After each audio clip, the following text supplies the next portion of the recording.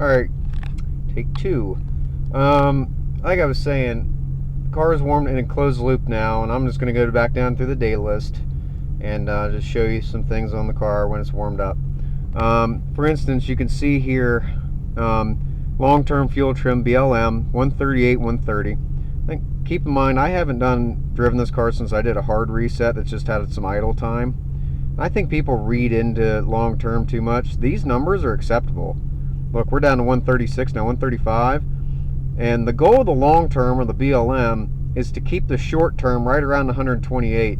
So this car running the way it is, it's moving around there a little bit, that long-term on the one bank. But, you know, plus or minus 10% is completely normal. At least that's what GM considers. This doesn't scare me at all. That's fine. That's perfect as far as I'm concerned. I'm not reading into that a ton. You'll just drive yourself nuts. As long as it's within 10%, you're fine.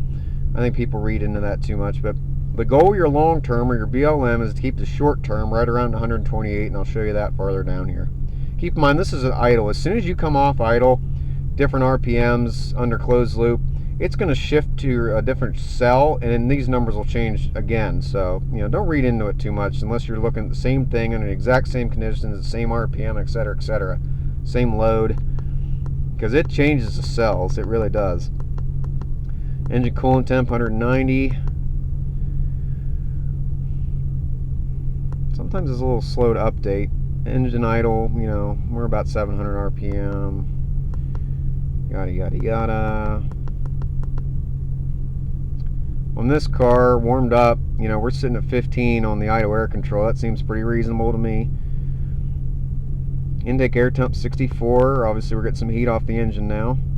I've never found pulse width to be much good for anything. I don't read into that. Okay, integrator. You'll see it down there. 120. You know, bank 1, bank 2. That is your short-term fuel trim. It is adjusted according to the O2 sensors, going rich lean, rich lean, rich lean. It moves around, and it will move around all the time. Keep in mind, the goal of the long-term, the BLM, is to keep the short-term right around 128. And it's going to cycle back and forth some, and over time the car learns, and it adjusts things accordingly so it can keep those fuel numbers where it wants them. And you'll see it going down below 128, and you'll see it go above and back below, and back and forth, and that's what it's supposed to do. Again, low res signal. We've been all through this. You'll see we're in closed loop now.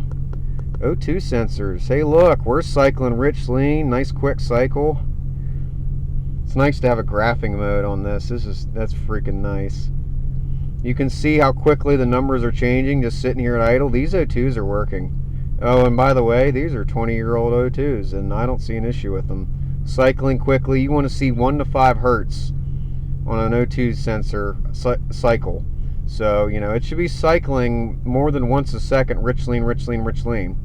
And you should see it cycle between 800 and 200 millivolts. And I like my bank 2 sensor a lot better than I like my bank 1. However, this car is sitting here idling.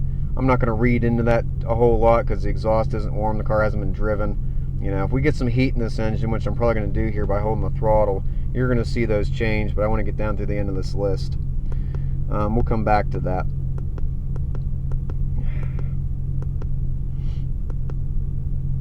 And they can get lazy due to contamination, but the key word there is contamination. Stuff on them that's not supposed to be on them from previous problems or whatever.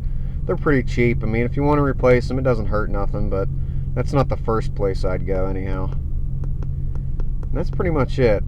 I'm going to stop this camera and change out a set of batteries here, and then we're going to look at those O2s.